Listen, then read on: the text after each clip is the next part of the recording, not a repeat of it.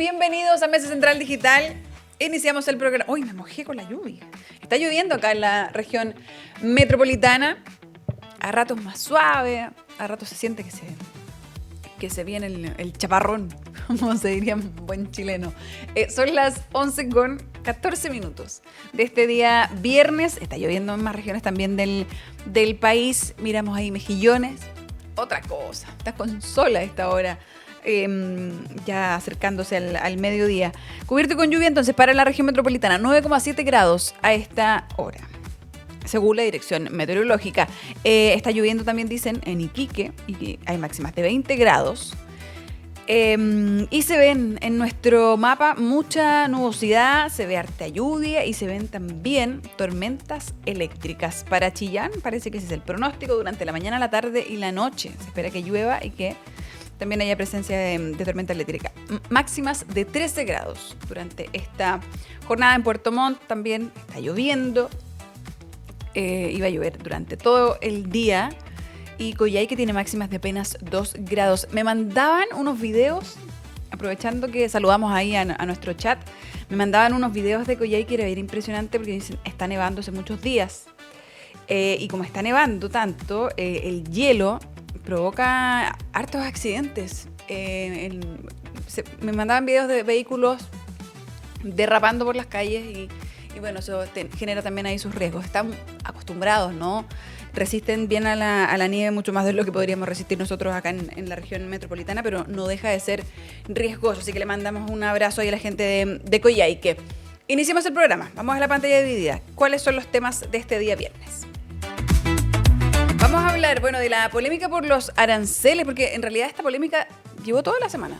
Hablamos de distintas cosas en torno a los aranceles. Primero, el hecho de que existiesen para nuestro país, el que llegaran fueran aranceles de 12,5, los impuestos por Estados Unidos.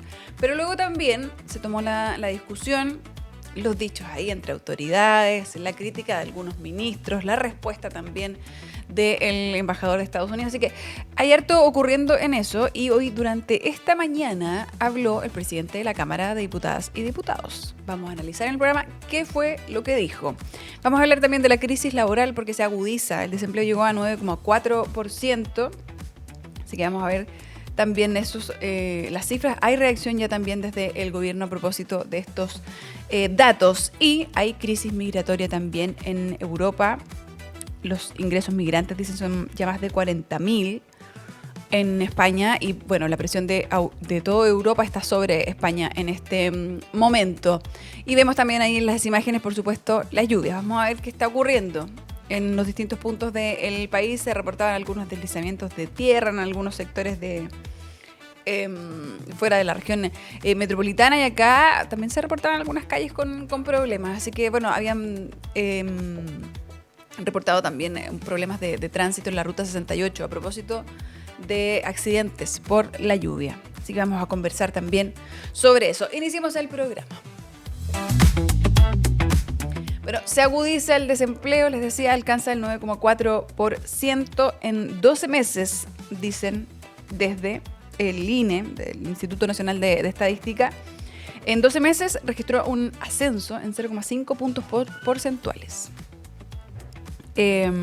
Está compleja la cifra. Se acerca y se mira con temor también lo cercano a los 2 dígitos que esto está. Y dentro de lo que describen también desde el mismo INE, para las mujeres la tasa de desocupación alcanzó el 10,4%, aumenta también en el último periodo. Y para los hombres la tasa de desocupación alcanzó un 8,7%, crece un 0,6 puntos porcentuales en un año. Ese es el escenario actual. Hay un alza entonces de las personas también ocupadas, pero es muy menor para incidir a grandes rasgos. Y en la región metropolitana la estimación de la tasa de desocupación del trimestre abril-junio 2026 alcanzó un 9,4%. Les decía que habían reacciones. El ministro del Trabajo, el ministro Rao, dice que espera que se vaya llegando a un punto de inflexión, que haya en algún momento que esto se quiebre, ¿no? Esta tendencia al alza del desempleo y el viceministro de Economía, el ministro Mas, Economía y Minería, dice que la generación de empleo, que los resultados confirman, pero que la generación de empleo sigue siendo entonces el principal desafío para el país. Esa es la respuesta que hay hasta ahora por parte del gobierno. Destacaban también ahí los ministros que el Ejecutivo continúa impulsando reformas orientadas precisamente a elevar la inversión, por eso también lo han dicho en otras oportunidades. Para el gobierno la solución es la mega reforma. Sabemos que la crítica es del otro lado, dice que no viene a solucionar este punto en particular, pero insisten en ese punto desde el gobierno. En los meses estacionales más difíciles del año logramos contener un deterioro mayor del mercado laboral.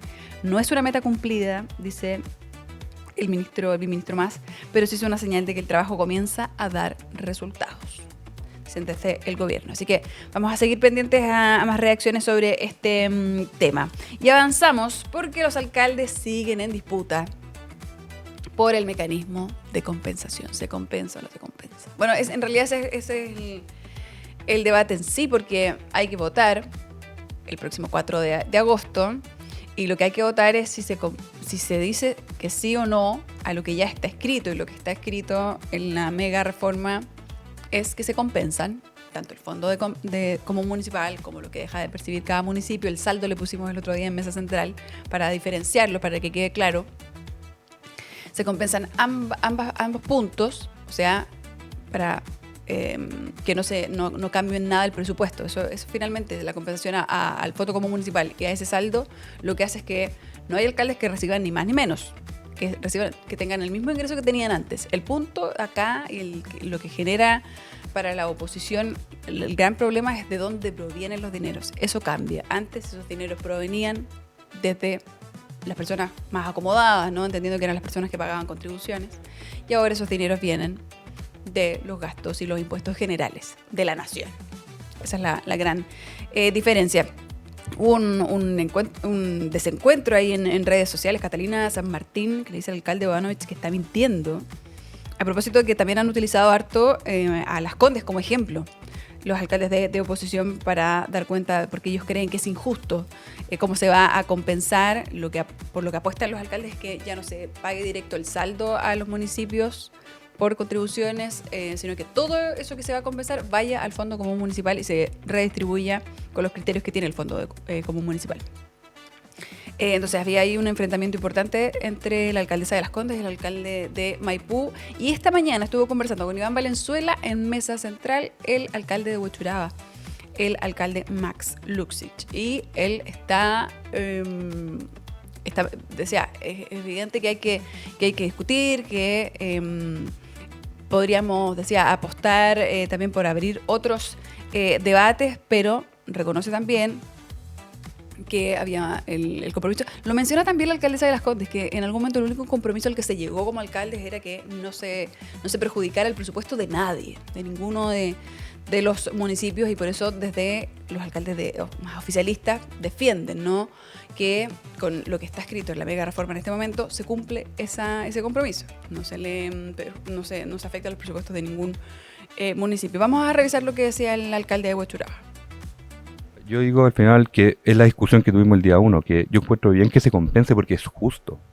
Siempre se habló de la compensación a cada comuna. Le quitan un ingreso, que se lo devuelvan. Que se esté compensando. Lo que nunca nadie se habló era cómo se iba a hacer. Hoy día también yo no he escuchado... No hay otra compensación que los fondos generales, digamos. Y yo también hoy día no he escuchado a ningún colega decir o proponer decir, oye, si no era el fondos generales, ¿cuál era el otro mecanismo? Entonces esa discusión nunca estuvo tampoco. O sea, y hoy día también no la escucho. Hoy lo que dicen en la oposición, efectivamente no hay otra fuente, ¿sí? ¿A dónde van a sacar? El punto es que se redistribuye de otra manera, que sea más progresiva en el lenguaje de los alcaldes de oposición. Pero lo que querían ellos es que esa diferencia que se le iba a poner a cada municipio, aparte del fondo común, que es lo que dejan de recibir de las contribuciones, esa plata quieren que la pongan de vuelta al fondo común. Exacto. Pero que se redistribuya de esa manera cuando eso no es justo, que tiene que volverse. Entonces hoy día la discusión es, bueno, queremos más plata para el fondo común, que haya más plata para esas comunas, bueno, ¿por qué primero vamos a pedirles a las otras comunas, o tengamos la discusión de poner más plata, o qué otra cosa vamos a hacer? Uno podría decir, ya, queremos ser solidarios. Yo te doy un ejemplo que yo sé que a algunos alcaldes de oposición como oficialistas no les va a gustar. Bueno, ¿por qué no ponemos los permisos de circulación dentro del fondo común? Porque hay muchas comunas a nivel nacional que no tienen la posibilidad de traer permisos de circulación a su comuna. Y otras sí. pero digo, esa discusión... ¿Qué cara le ponen los otros? Ahí me encantaría tener esa discusión, pero si uno quiere ser solidario, bueno, tengamos esa discusión. Y esa, feliz de tenerla también y decir, a nosotros nos pegaría 4.000 millones. Entonces, pero decir, bueno, esa también es una manera de financiamiento y que sea justa. Bueno, ahí estaba entonces parte de esa discusión que se debe zanjar entonces el próximo 4 de agosto. Vamos a ver qué ocurre. Y si este es un debate que continúa, lo que plantean acá y lo que buscan desde la oposición, dicen hay posibilidad de veto, el gobierno ha dicho que va a vetar algunos puntos de la mega reforma, podría vetar este punto también y tener más tiempo para discutir. Dicen puede esto inicialmente zanjarse a través del presupuesto 2027 y luego legislar con tranquilidad.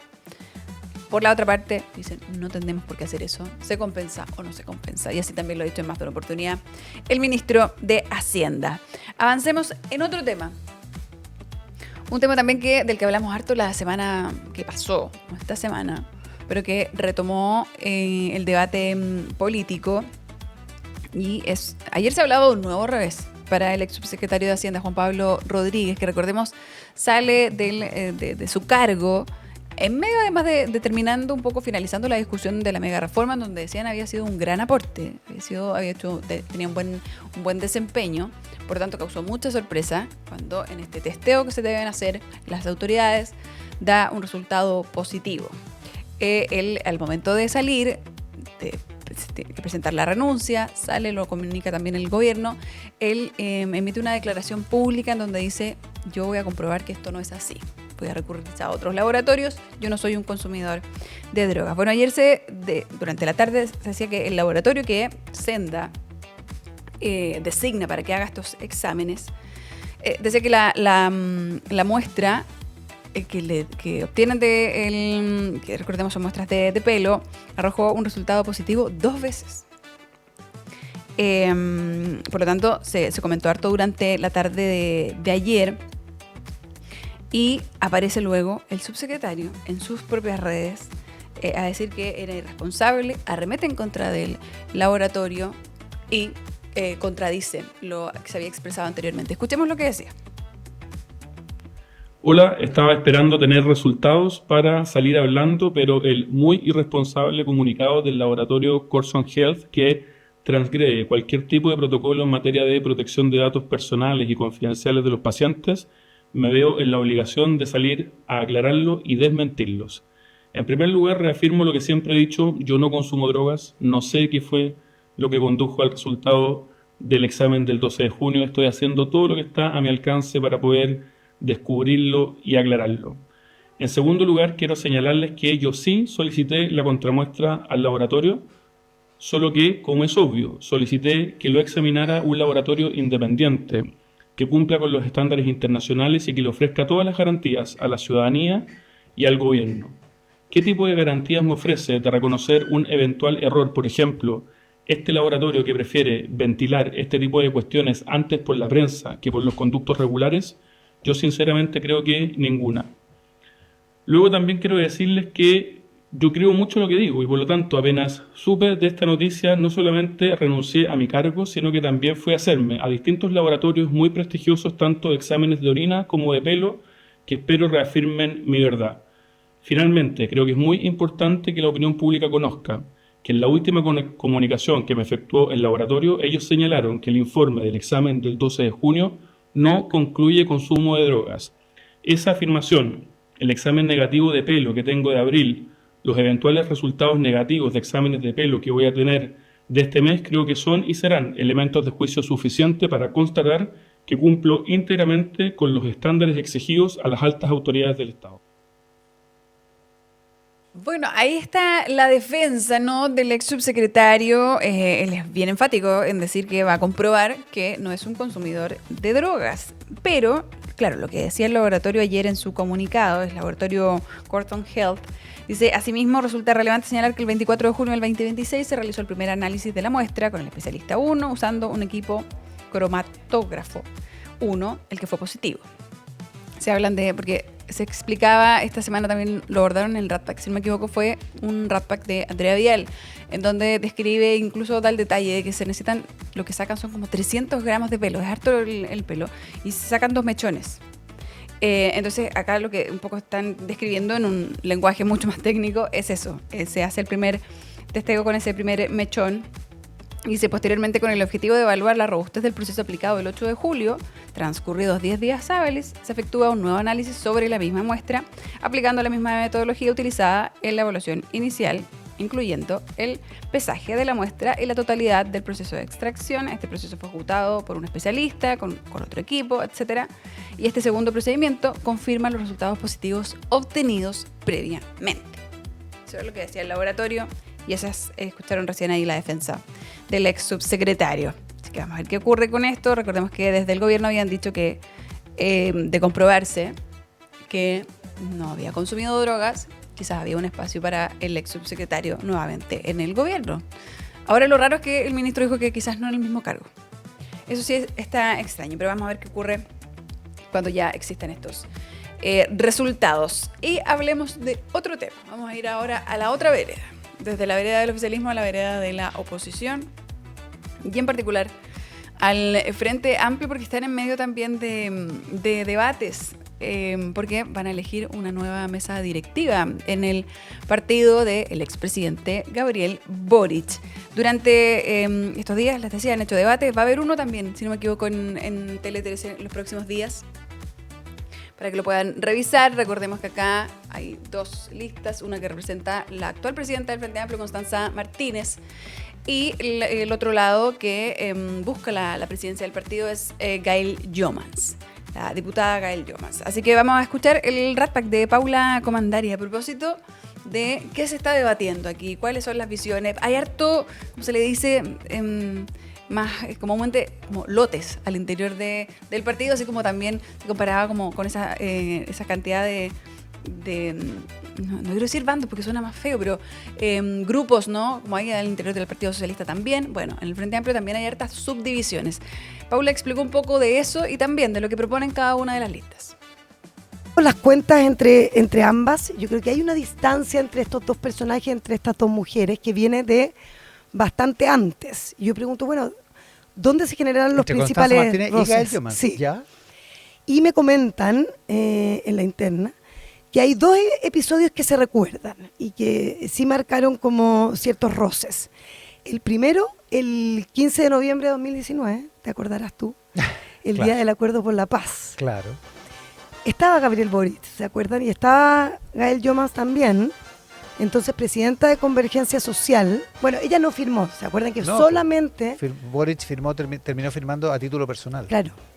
Y cuentan quienes están de cerca del partido que no les molestó solamente que no firmara, porque había muchos que no estaban por firmar, sino que se haya desaparecido por muchas horas, como que al final nadie dio la cara en el Frente Amplio y en esa parte del partido. Y el segundo, la campaña presidencial de Gonzalo Vinter. ¿Te acuerdas que Gael Jomans era la jefa de campaña? Claro. Y Constanza Martínez era la presidenta del partido. Como que para el mal resultado de esa candidatura, como que se atribuyen mutuamente las culpas. Ah, porque ambas tenían responsabilidades relevantes. Sí, mira. Y como que ahí había quedado como dañada la relación. Ahora hay una capa más hacia afuera, diría yo, que también hay que ponerle ojo, que la derecha también mira, por supuesto, el Frente Amplio como oposición. Y han salido varias voces de Chile Vamos y del propio gobierno, el propio ministro del Interior, Claudio Alvarado, que sigue insistiendo y siguen recalcando que el socialismo democrático se ha rendido a los pies del Frente Amplio. Y esa postura y esa visión también marca un contraste interesante entre quienes consideran que aquí el partido está haciendo la pega, hay muchos que consideran que no, y la postura de Gael Jomans y sus cercanos, que reclaman que el Frente Amplio, como te decía en un inicio, perdió todo tipo de protagonismo. Bueno, ahí estaban entonces estas visiones distintas o estas propuestas que hay al interior del Frente Amplio. Y había un punto en particular que ayer salió, de hecho, en la tercera. Paula también lo cuenta en su Rat Pack.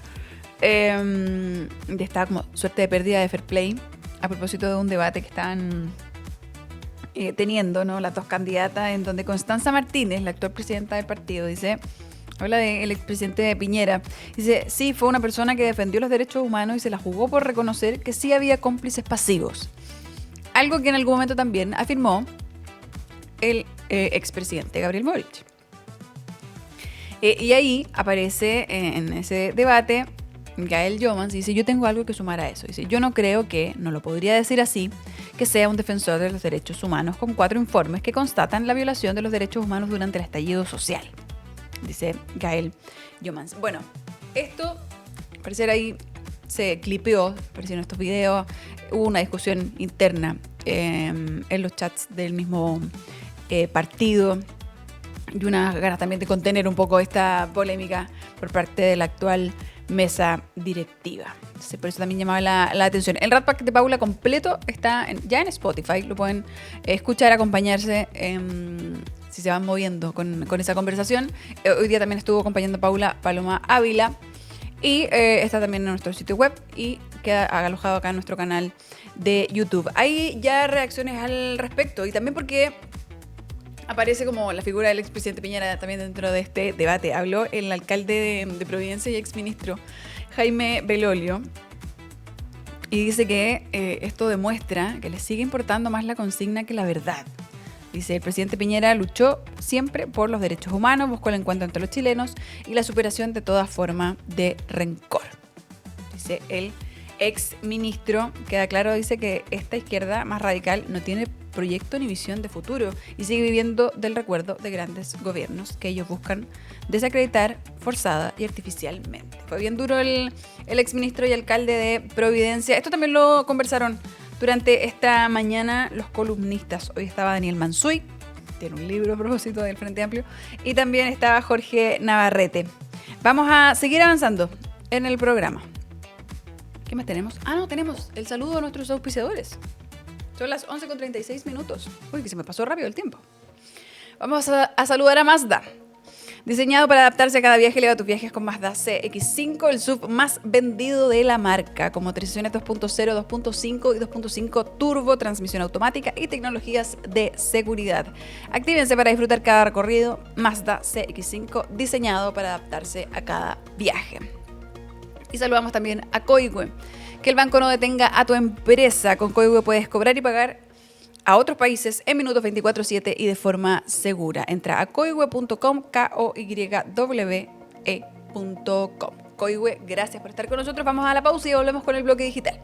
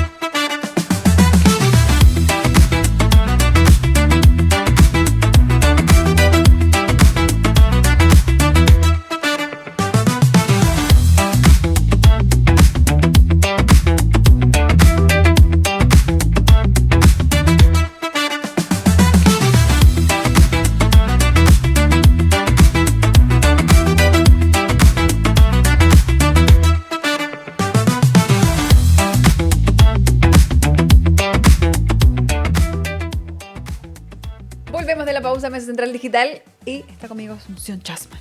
¿Cómo estás? Muy bien, y tú, feliz de estar de vuelta en este espacio, Oye, la verdad. Sí, hace tiempo que no te veíamos, Asunción. Sí, estaba bastante desaparecida, pero feliz de que me volvieran a invitar. Tú sabes que puedes venir cuando quieras. Cuando tengas algo que contarnos, el espacio está disponible. Ya, voy a empezar a ofrecerme entonces. Así, sí, me parece excelente. ¿Qué tenemos para hoy día? Vamos a partir por un tema internacional que ha sido bien comentado, y es esta nueva crisis migratoria que está golpeando a España, específicamente a la ciudad de Ceuta, que es una ciudad que está al norte de África, luego de que miles de personas intentaran ingresar desde Marruecos por tierra y por mar. Una situación bastante dramática porque, según los primeros cálculos del Ministerio del Interior español, serían aproximadamente 50.000 migrantes los que han logrado ingresar de forma irregular a esta ciudad en los últimos días. Sin embargo, igual informaron que se han registrado 37.500 salidas desde la ciudad hacia Marruecos hasta hoy día, que sería como 75% de los que habían entrado inicialmente. Claro, pero las imágenes fueron bien impactantes, se difundieron harto esta llegada masiva, donde dicen además había muchos niños entre medio, gente como literal saliendo del agua, muy dramática la imagen. Sí, lo otro es que el balance de migrantes muertos al intentar entrar nadando alcanza ahora las 57 víctimas, perdón. Entonces esto ha obligado también a las autoridades a declarar una emergencia nacional y también al despliegue del ejército para también reforzar la seguridad en esta zona, porque las personas que han llegado han ido saltando las barreras de protección que hay en sectores donde no había presencia policial. Otros también cruzaron por agujeros excavados y, como te decía, otros directamente por mar, nadando. O sea, ahí se ven las imágenes, parte de la... Bueno, ahí está la policía tratando de contener la situación, pero es mucha la gente también, como que no logran hacer mucho más. Y lo otro es atender a los que a lo mejor vienen en malas condiciones y vienen por mar. Sin duda.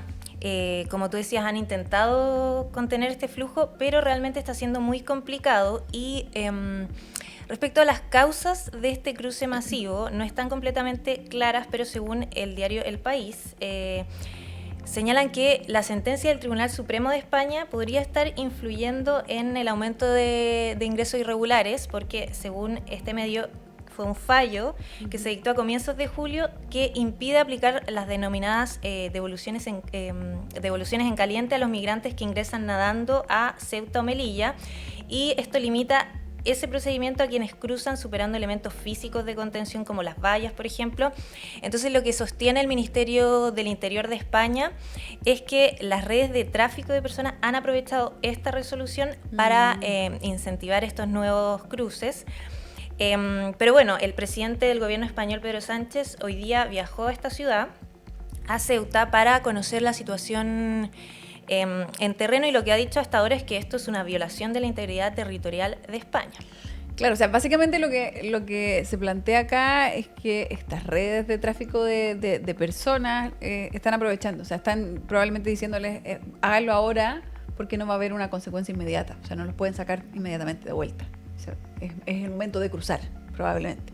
Ese es el incentivo. Ahora, hay harta presión, parece, también desde toda Europa, en España, para que contengan esta situación. Sí, sin duda que hay presión de otros países, pero como te decía, la situación está un poco descontrolada, pero por lo menos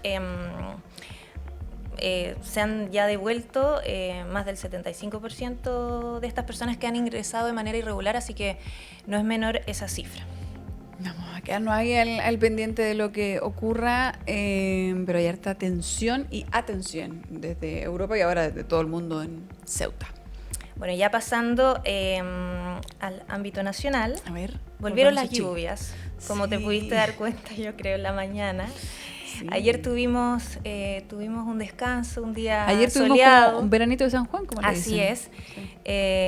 Pero ya julio se despide nuevamente con precipitaciones en la capital y además en varias regiones del país. Sí. Esto se debe a un nuevo sistema frontal con río atmosférico que ha estado dejando agua desde el sur y va a ir avanzando hacia el norte. Y Senapred hoy día hizo un balance en la mañana respecto a este sistema frontal y señalaron que hay más de 100 personas aisladas y hay 2 alertas rojas hasta el momento, una en la comuna de Los Ángeles, en la región del Biobío, y otra en la región de Los Lagos por desborde del río Bueno. Y también uno de los puntos más complejos va a ser la región de Coquimbo, que ya ha estado bastante complicada, donde la Dirección Meteorológica de Chile mantiene una alerta por precipitaciones moderadas a fuertes en un corto periodo de tiempo. Las lluvias, según dijeron, se van a extender hasta hoy día en la tarde y se espera que caigan entre 15 y 35 milímetros de lluvia en distintas zonas de la región. Y obviamente esto vuelve a complicar este territorio que ya estaba bastante afectado por los sistemas frontales que habíamos tenido anteriormente. Sí, pues el presidente estuvo esta semana en Coquimbo, también en Atacama, y donde se comprometió, decía el presidente, a que acá van a haber avance y va a haber reconstrucción. De hecho, le puso un plazo en la costanera, decía, antes de las fiestas patrias, para tener espacio de poder incentivar el turismo y que las pymes que sufrieron se puedan recuperar. Parece que tampoco va a haber la Pampilla. No, tampoco va a haber, ayer se anunció, así que está bastante complicada la situación. Y otro tema es que aparte de las lluvias, la Dirección Meteorológica también advirtió que podrían producirse tormentas eléctricas en 7 regiones del país, incluyendo la región metropolitana. Esto incluye a Coquimbo, Valparaíso, O'Higgins, Maule, Ñuble, Biobío y, como te decía, la región metropolitana. Y aquí en la capital, mañana no va a llover en casi ningún sector de la región metropolitana, pero va a ser frío, así que a prepararse. La Dirección Meteorológica anticipó una temperatura mínima de 4 grados y una máxima de 14, y ya el domingo volvemos con las lluvias porque van a comenzar las precipitaciones durante la madrugada del domingo con chubascos aislados, y ya en la mañana van a comenzar lluvias más intensas y no va a estar tan frío como el sábado, va a comenzar el día con una mínima de 9 grados y una máxima de 12. Oye, hay una actualización también que mandan desde Senapred porque hubo un accidente en la ruta 68, dicen en el kilómetro 25, a propósito del sistema frontal. Y lo comentaba al inicio del programa, que había un problema en la ruta 68. Esto es dirección a la costa, kilómetro 25, dice, esto es como una ya de Curacaví.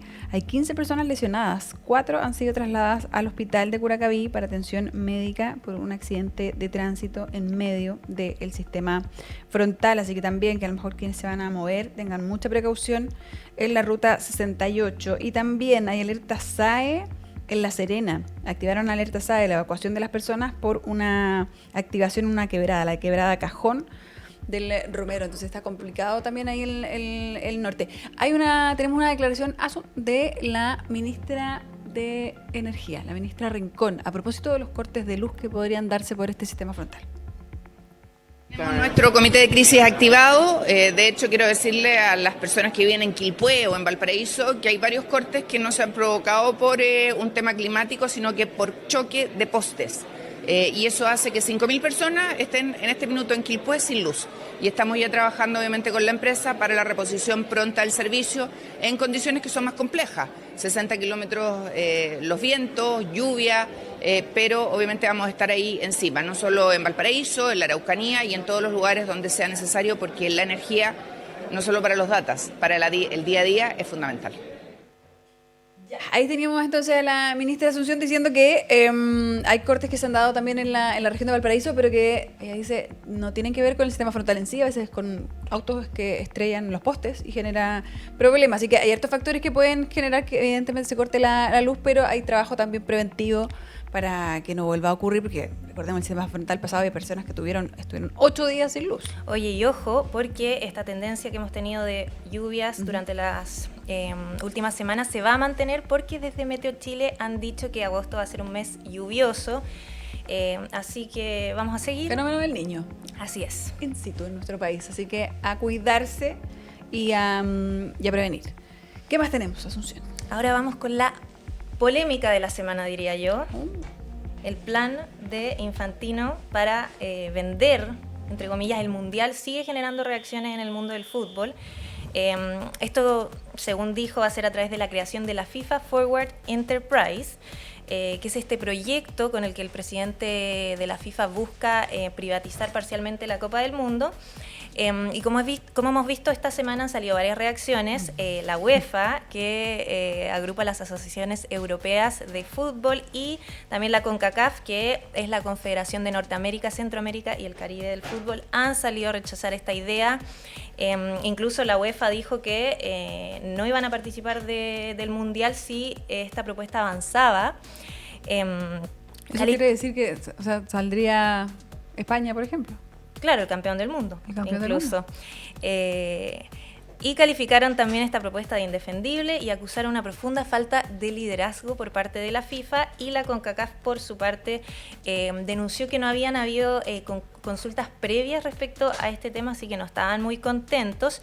Y hoy día se sumó también la Confederación Asiática del Fútbol, rechazando esta idea, y aludieron un poco a lo mismo que la CONCACAF, diciendo que habían deficiencias fundamentales en los procesos de consulta, o sea que básicamente no le habían preguntado a nadie sobre esta propuesta.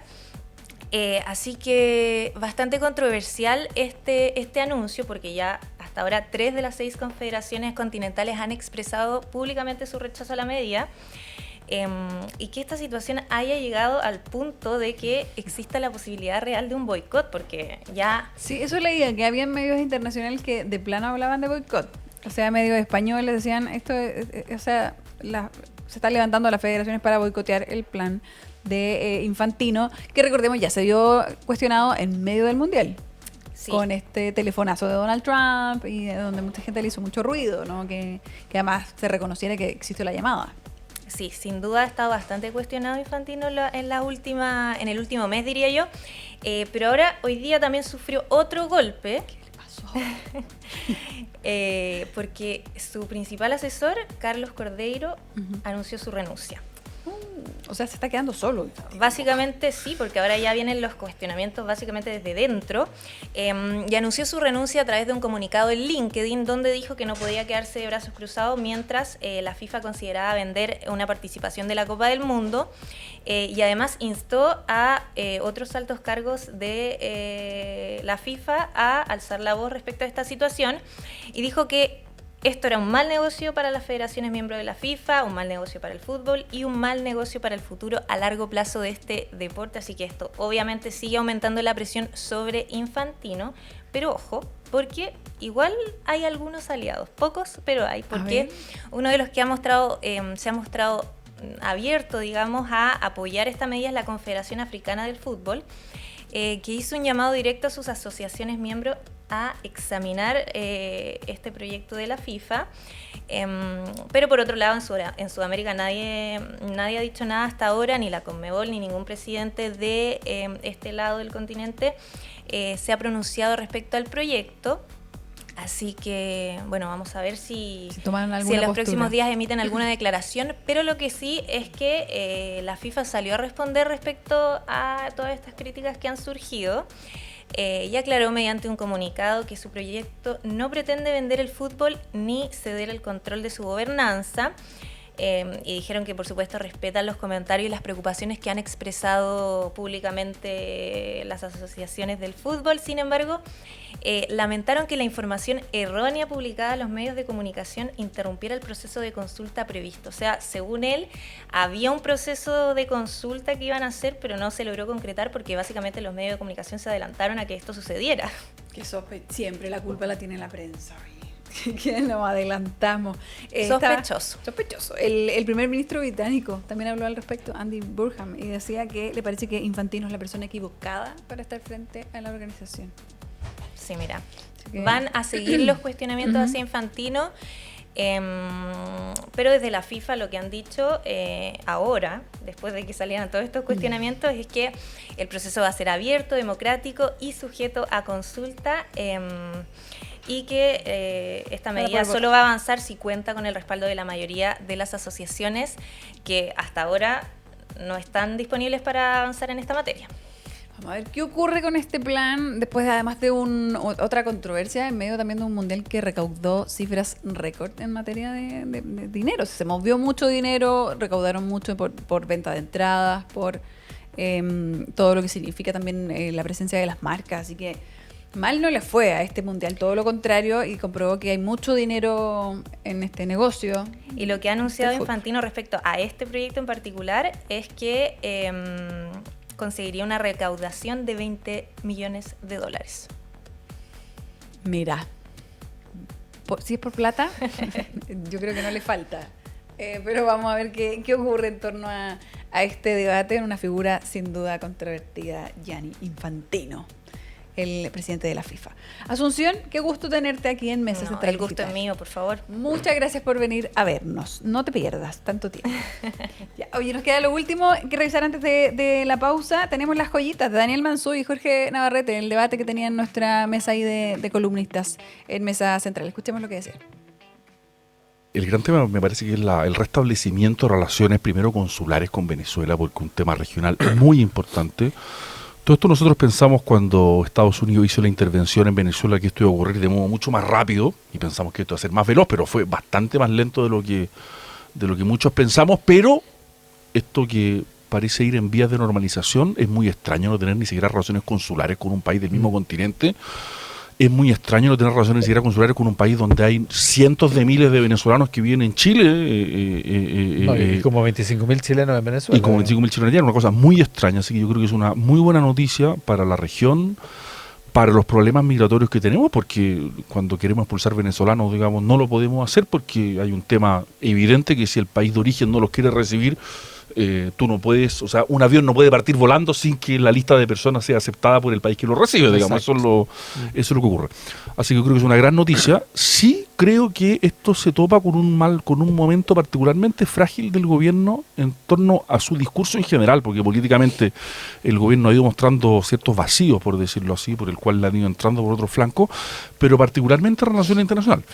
Donde a partir de la discusión arancelaria con Estados Unidos hubo al menos, por decirlo suavemente, una cacofonía, y por tanto no sé si el gobierno va a ser capaz de integrarlo en un relato, esto que es un buen logro del gobierno, creo yo, si es que va a ser capaz de insertarlo en un relato y en un marco que le dé un discurso de relaciones exteriores que el gobierno hasta aquí no ha tenido, ¿no?